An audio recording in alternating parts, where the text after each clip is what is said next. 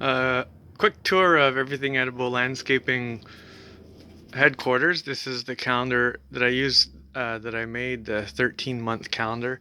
It shows where the stars and planets are for each month. And there's 28 days in each month and 13 months in the year. This is behind me, my private room, so you don't get to see in there. This is the library. So books about horticulture and gardening and a whole bunch of other stuff as well. There's the big TV and the computer. So I do this land plan database. And then I've got seeds all over the place. They're getting organized and they're going to go into a bin here. I've got a bin for the local food potluck with the plates. And this is the bin for the seeds. So the seeds get organized into here based on what time of year to plant them. And then there's the farm guard dog. That's Jeannie, heating with wood. The kitchen, I don't get food from the grocery stores anymore.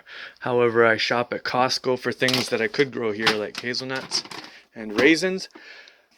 And I go dumpster diving at a wholesale food distributor where I get things like this and this, things that are sold in bulk. I go foraging and I find mushrooms. I go hunting and fishing. I get this plastic wrap from the dumpster as well. Yeah. The fridge is empty because I haven't had a lot of people around. I'm living on my own. So as long as that's full, I know I've got food for a couple of days.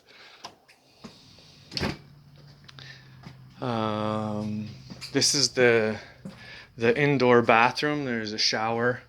I've been putting skylights in the mobile home to save electricity for lighting. There's a toilet that the dog drinks out of that I don't use, and guests are welcome to use it if they need to. And then this is the guest room.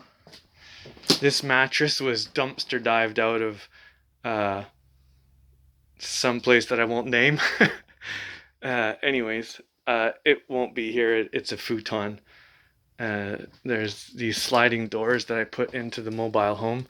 The breaker box is in the guest room, so if there's an electrical problem, I will need access. There's an ocean view. Kiwis that are hanging there.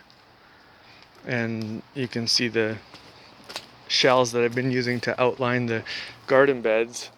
As I'm walking in these pathways, the plants that are food grow into the pathway.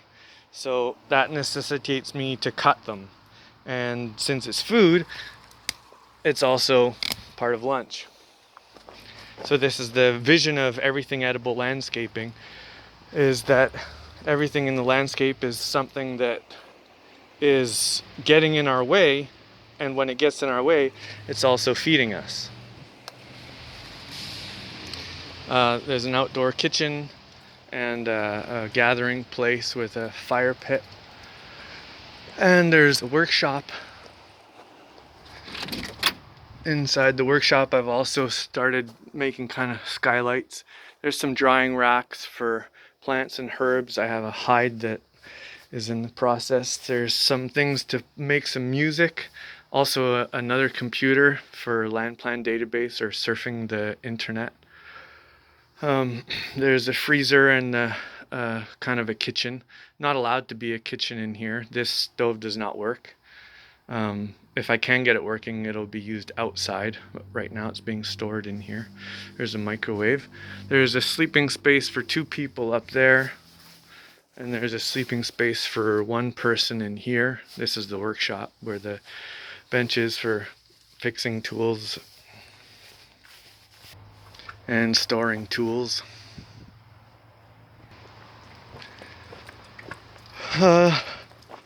The Crown property 6411 Souk Road is half an acre, and I've made a walking trail that goes all the way around, and I've also been working on trails in this it's a cliff, and it has trees and maples on this side. so I've been making it accessible, and every year it gets a little bit more and more accessible. There's a hammock there, so this is a trail continuation that I think is in the works. There's some monkeying around that can be done.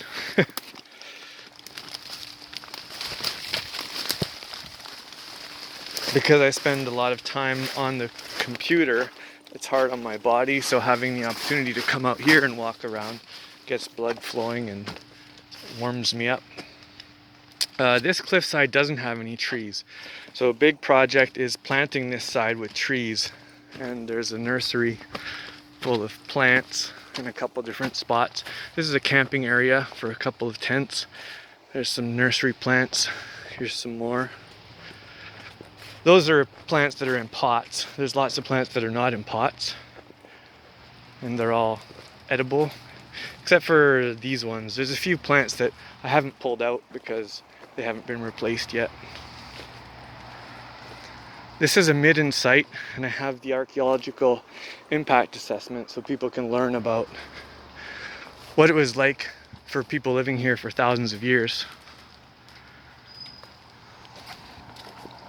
I like swinging around, so there's a couple rope swings. This is where the composting area is for human manure compost buckets. This is my room, the outside. You can see catching the rain. I've been using greenhouse plastic for the roof of all of the buildings. This is a rhodo, which is not edible. However, it's shading this area, which I can use for storing things made out of plastic because the sun would otherwise destroy them. So these are the potting area. Back here is the other side where the highway is. There's a large Persian walnut here with some native salmon berries below it, and a couple parking spots. There's one parking spot here under the cedar tree, and another parking spot on the other side of the cedar tree. Like I said, this is the highway. There's a new housing went in one last year. People started moving in.